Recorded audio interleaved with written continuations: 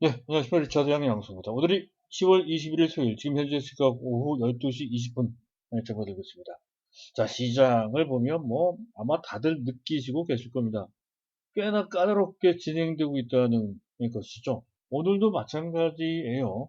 자, 미국 증시가 어느 정도 반등이 나왔으면 그에 따라서 어느 정도 탄력적인 상승도 충분히 기대해 볼 수 있었던 건데, 멈칫, 현재 그 지수 탄력성도 그렇고요. 시장 판도도 또한 그렇습니다. 뚜렷한 반등의 어떤 기운을 보기가 좀 어려운 그런 모습이나 분위기가 만들어지고 있죠.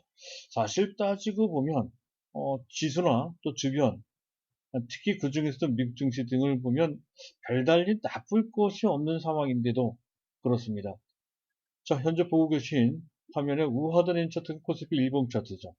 한눈에 봐도 전반적으로 기술적으로 약간 좀 부담을 좀 안고는 있습니다만은 큰 무리는 없는 전체적으로 상승 추세가 계속 지속되고 있다 하는 것을 충분히 우리가 볼 수가 있습니다. 자, 이러한 최근의 장세는 지난 3월 달부터 8월 달까지 6개월 정도 됐습니다. 그 당시 화려한 급등 종목 장세. 자, 그때와는 상당히 다르죠. 그때는 거의 모든 종목들이 다 같이, 그것도 아주 탄력적으로 올라가면서 상당한 성과를 한두 군데가 아니고요. 거의 대부분의 영역에서 그런 높은 성과를 얻을 수가 있었습니다. 지금은 정반대입니다. 지수는 나쁘지 않은데도 불구하고, 현재 이 시장에 뚜렷하게 어떤 특정한 종목군들이 리드를 하지 못하고 있는 것뿐만 아니라 전체적으로 현재 좀 맥이 빠지는 부진한 모습이 나타나고 있다는 것이죠. 자, 이럴 때일수록 현재 종목을 이리저리 벌리거나 또는 새로운 기법이나 이런 것을 추구하기보다는 뚝심 있게 가야 된다 하는 말씀을 드리고 있다 하는 건데요. 왜 이런 현상이 나타나는지에 대해서도 설명을 드린 바 있었죠.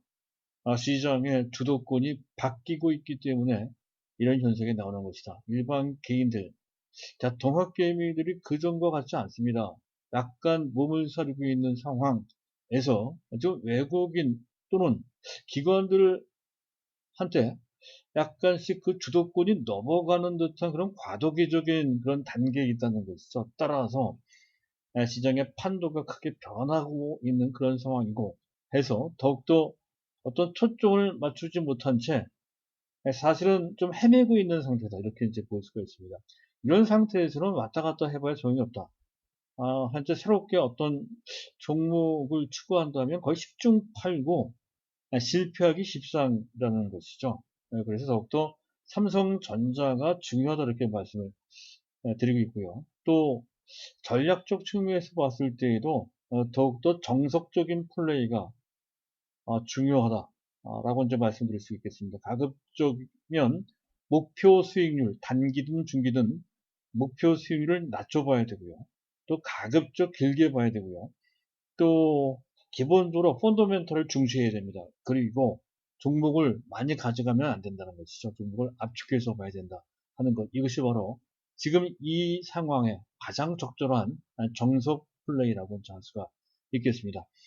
자, 오늘 제가 말씀드릴 내용은 삼성전자 왕중왕이죠. 왕중왕입니다. 절대적인 현재 종목인 삼성전자는 그 전부터도 계속 말씀드렸으니까 오늘은 삼성전자에 대한 얘기는 빼도록 하고요.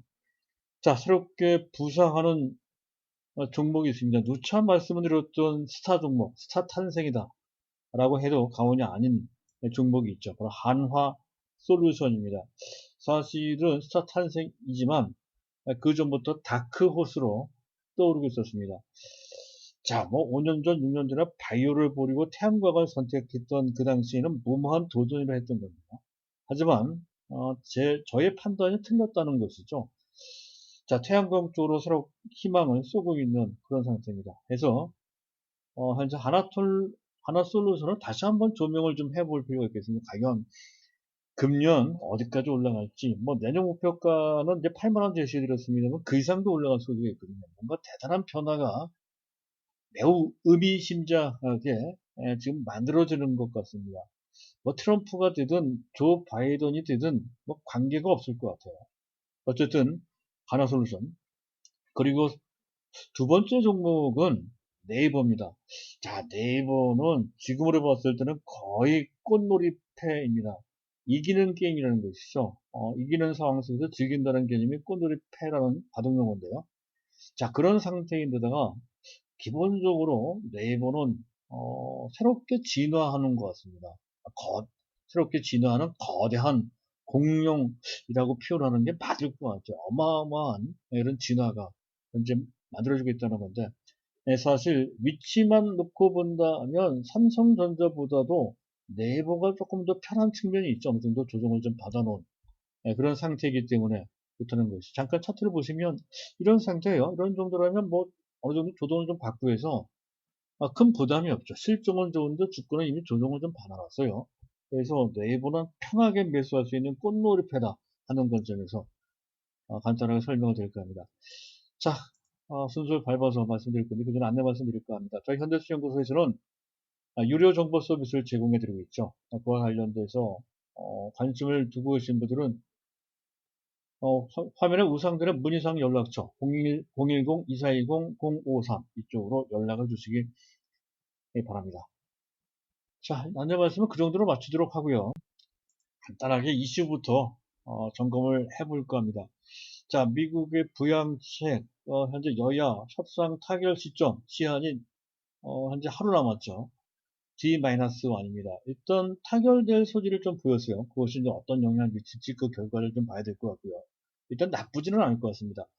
자, 중국의 성장률이 대단합니다. 주요국 중에서 가장 빠르게 또 가장 크게 성장하고 있다는 거. GDP 성장률이 이런 상황에서 4.9%로 됩니다. 3분기 말이죠.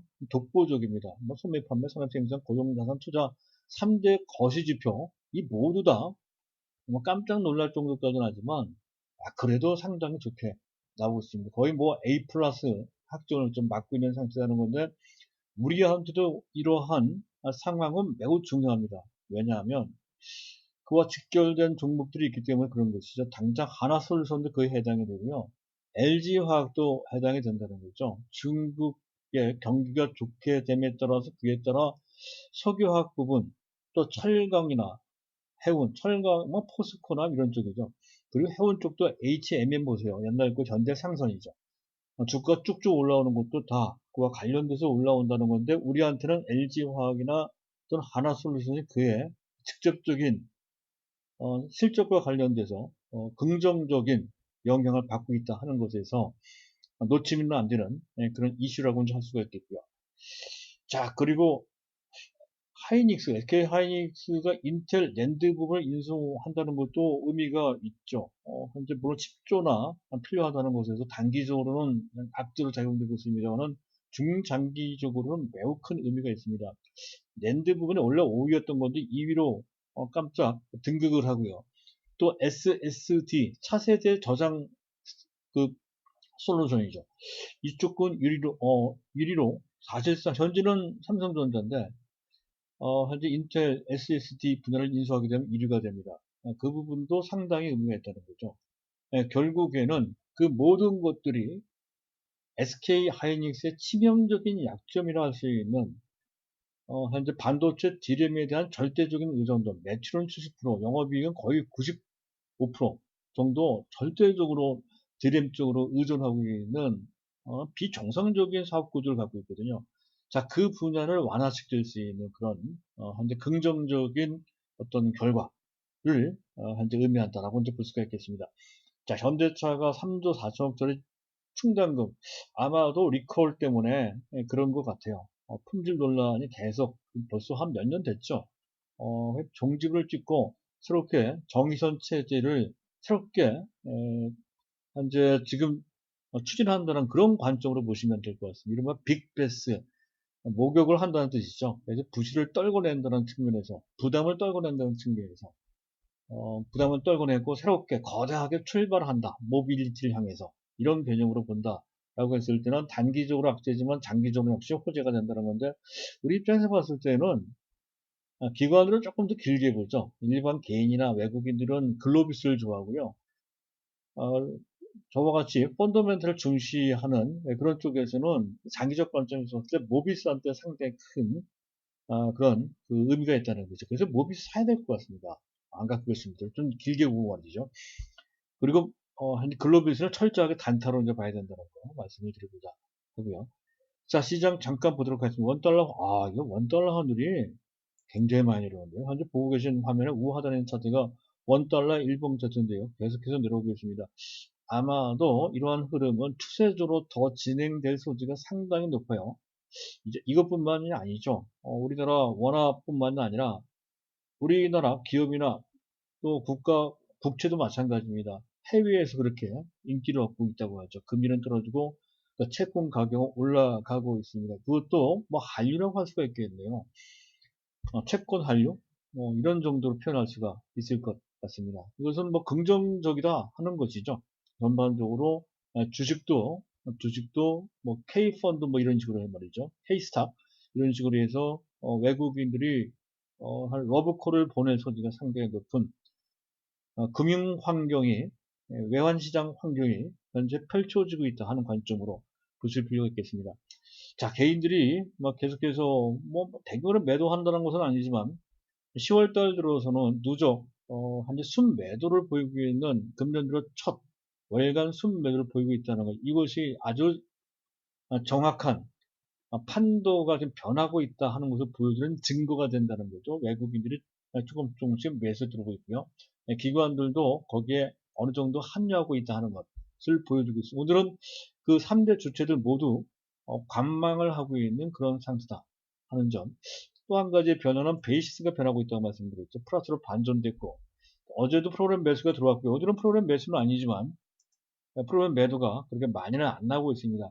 만약에 B차익까지도 프로그램 매수가 들어온다라고 했을 때는 삼성전자는 당연하고요. BBIG7 시총 상위주 거기에 현대차까지 다 들어갑니다.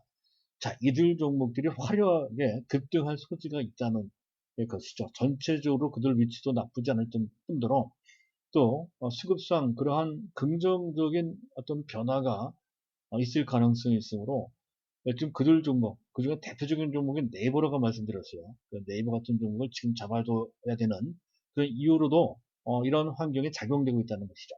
자, 여기까지. 자, 그 다음에 오늘의 주제가 되겠습니다. 하나솔루션인데 이왕 얘기가 되는 김에 차트를 잠깐 켜놓고 말씀을 드리는 게 맞다 할 것 같습니다. 하나솔루션 차트가 현재 나가고 있고요. 자, 뭐 주가가 급등을 하고 있죠. N자형 형태로 올라가고 있다는 건데 오늘 부각되는 배경 그런 것 같아요. 태양광 이슈가 다시 부상될 수 있다는 것이죠. 현재 미국의 선거 판도가 조금 변하는 것 같아요. 트럼프가 지금 반격을 하고 있다는 것이죠. 그래서 누가 대통령이 될지 모르는 상황인데 그래서 만약에 조 바이든이 된다라고 했을 때는 태양광이 다시 부각될 수가 있다. 이른바 조 바이든 효과라는 것이고 또 국내에서도 한국판 뉴딜이 다시 부상될 수 있다는 것 등이 현재 이슈가 된다는 건 새로운 이슈는 전혀 아니죠. 중요한 것은 그런 상황 속에서 이번 발표될 3분기 실적 어닝 서프라이즈 깜짝 놀랄 만한 아주 좋은 실적이 나올 것이다라는 건데 이 점을 앞에서 대략 언지를 해드렸죠. 특히 석유화학 부분이 그래요.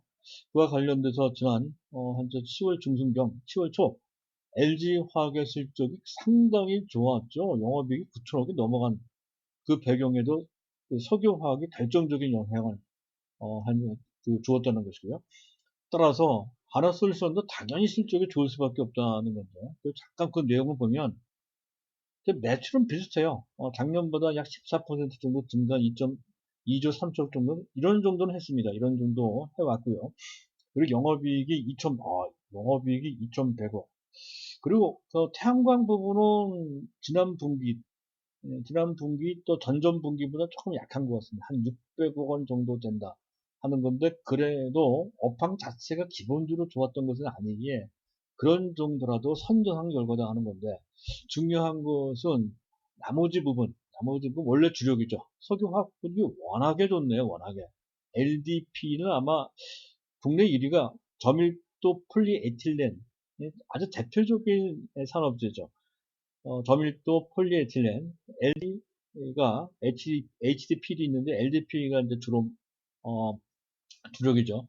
그 LDP가 아마 국내에서 1위가 LG화학이 2위가 하나솔루션 아니면 그 롯데케미칼일 겁니다.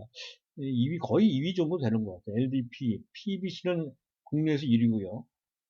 LG화학과 쌍벽을 이루죠. 근데 아마도 하나솔루션이 1위일 겁니다.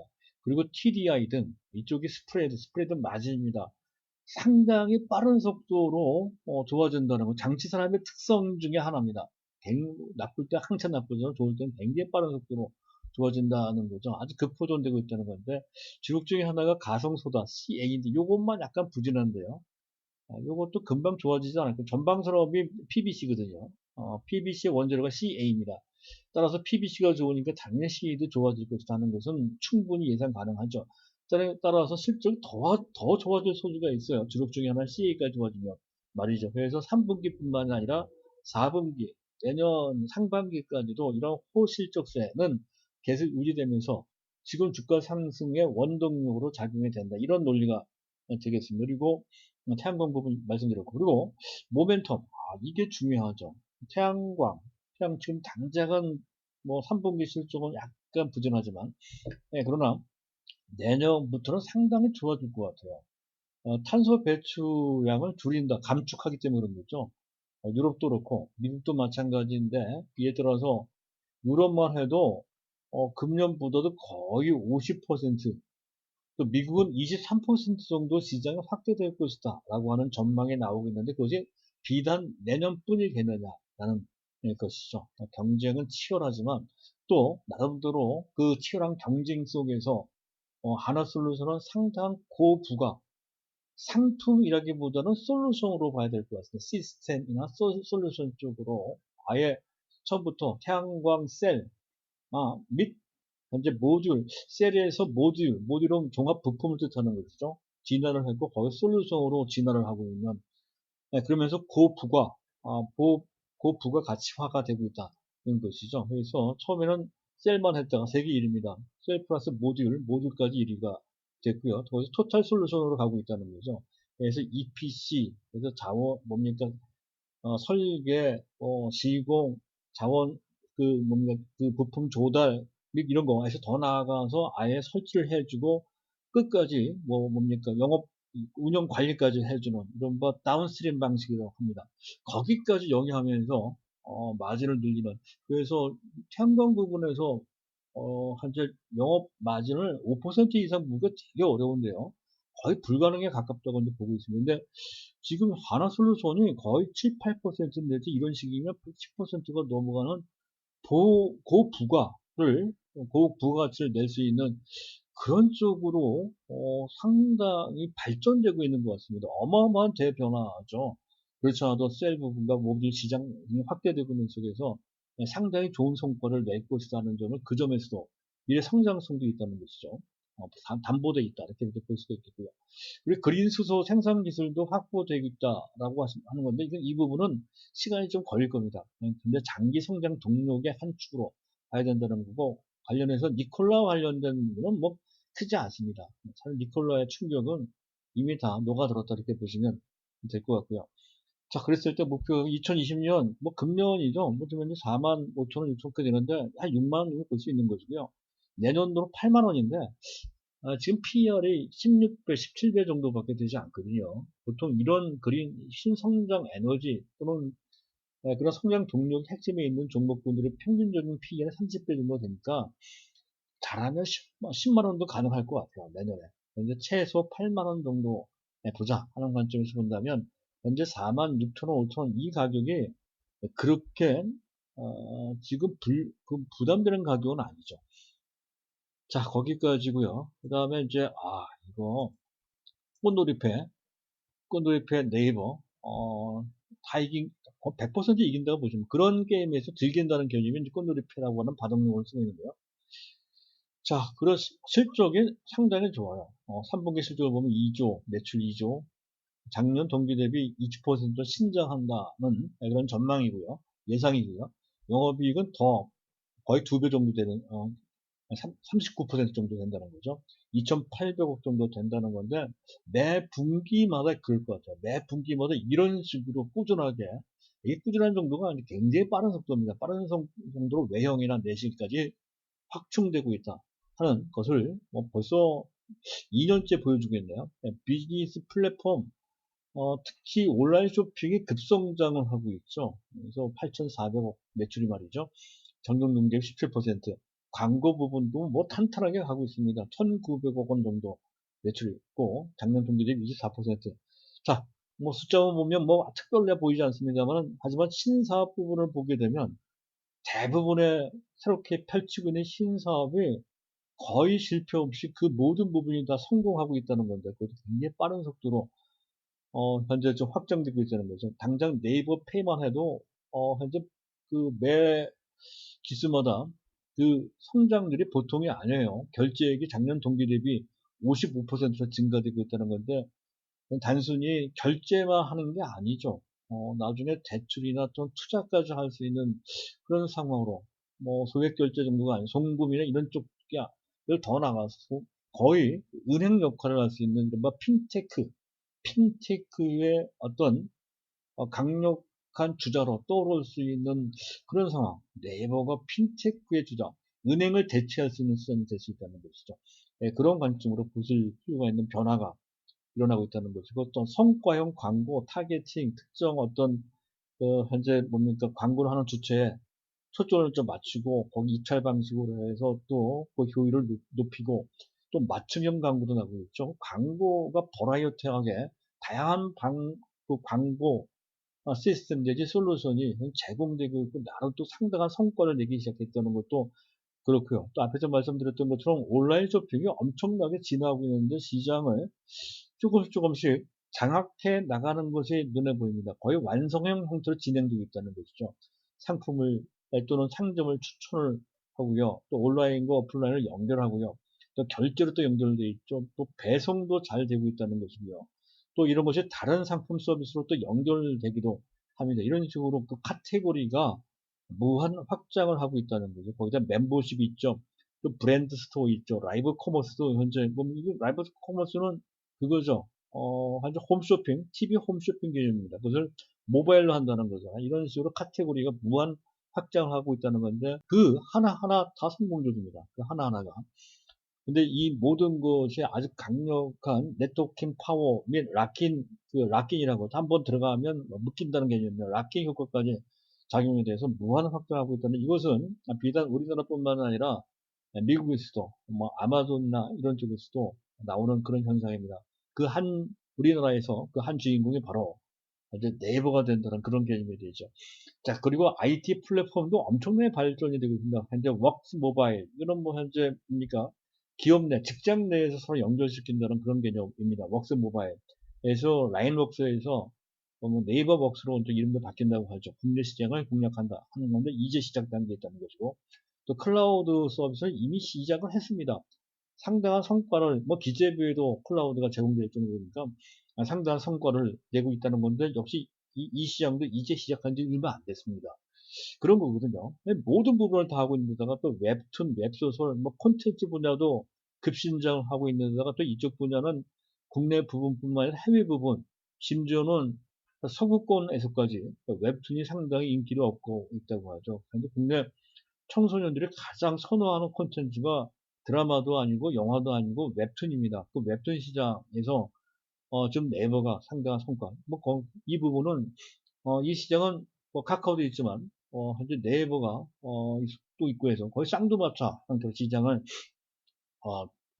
과점할 것으로 그렇게 판단이 되고요. 또 이 콘텐츠 보면 OSMR이라고 있죠. 현재 One Source Multi Use OSMU네요. R이 아니고요.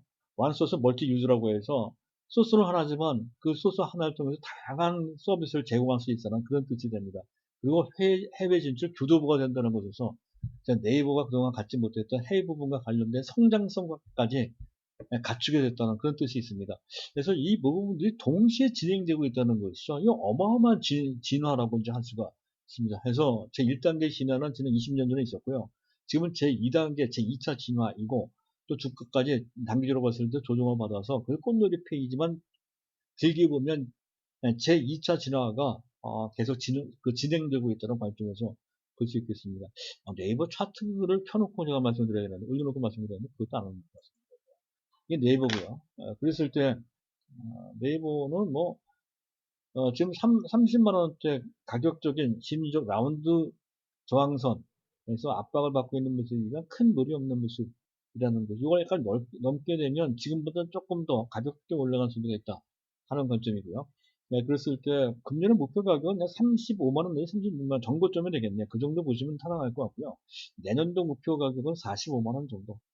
45만 원 내지 50만 원 정도만 보시면 될 것 같아요. 이런 종목들은 시가총액이 뭐 3, 4위 되는 업체들이 그 목표 수익률을 너무 높게 봐서는 안 된다는 거죠. 한 20%, 연간 수익률 목표를 한 20% 내지 30% 정도 보는 게 온당할 것입니다.